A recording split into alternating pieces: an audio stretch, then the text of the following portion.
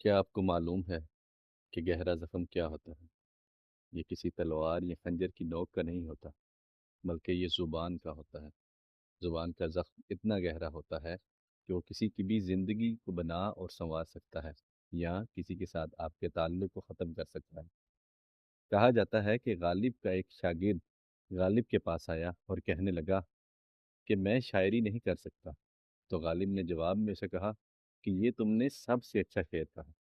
کیوں کہ جب تمہیں معلوم ہو کہ تم کیا کر سکتے ہو اور کیا نہیں کر سکتے ہو، تو تب تم بہتر اور اچھے انداز سے پرفارم کر سکتے ہو۔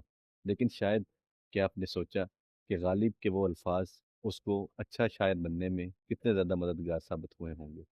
تو یہ زبان، یہ الفاظ ہمیشہ سوچ سمجھ کر استعمال کریں، تاکہ آپ لوگوں کی زندگیوں میں بہتر اور اچھے اثرات چھوڑ سکیں۔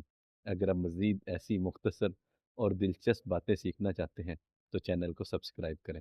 شکریہ، اللہ حافظ۔